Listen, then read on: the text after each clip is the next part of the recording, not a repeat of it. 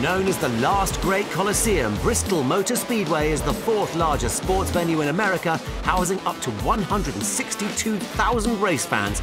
And twice a year, the Monster Energy Cup visits this bull ring for a considerable amount of paint swapping on the lightning-fast half-mile oval. Somebody said it's like throwing 40 cars in a blender, and that's basically what it's like. The lap times are so fast. I mean, you're in the 15-second bracket, and now you throw 40 cars out there on a half mile and running those speeds. I like Bristol. The track is really a sight to behold with the grandstands and just the way it's shaped. I mean, there's 150,000 fans that can sit just around that little small racetrack. And so the intensity there is visually picked up with the banking too, on how intense it is on the concrete surface. You have to know when to attack that track and when to play it cool. And I think that's what's helped me over the years.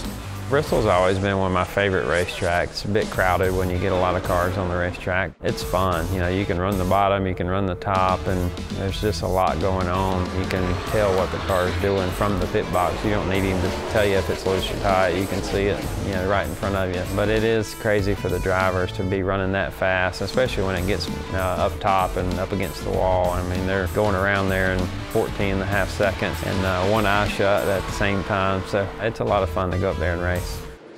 For Childers, setting up the car for the concrete paved short track with 30-degree banking is no easy task, but experience and data from previous years is always on hand.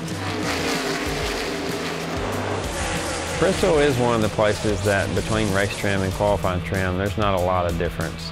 You know, you try to just find something that handles the bumps really well. It's not too loose getting in the corner, but it'll still turn on exit. It's one of those places that the concrete hasn't changed over the years since they redid it, and the setups that you used 5 or 6 years ago will still work today. So you just kind of got to keep working on it every year. At Bristol, there's a finesse about it where you actually try to use the least amount of brake possible and just keep the car's speed going from straightaway to corner without decelerating a lot, and then using that banking to really put the throttle down and drive off the corner and produce those lap times in the 15-second range. I mean, 15 seconds, lap after lap after lap, man, you got to move quick. When something happens, it happens fast, and a lot of times you can't get away from it because there's just nowhere to go. And now they're able to put stuff on the racetrack to kind of bring the bottom groove in a little more. So you have 2 really distinct grooves on the racetrack, and there's times when guys can run right through the middle as well. So it's just very action-packed. The drivers really don't have a lot of time to relax in the car.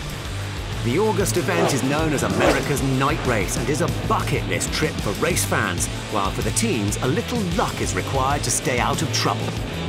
As an owner, you pretty much are guaranteed that if you've got 4 cars there, that one of them is going to get dinged up at some point during the race there, because it's just very easy to be in such tight, confined quarters there that if something happens, you really don't have time to react to it very often.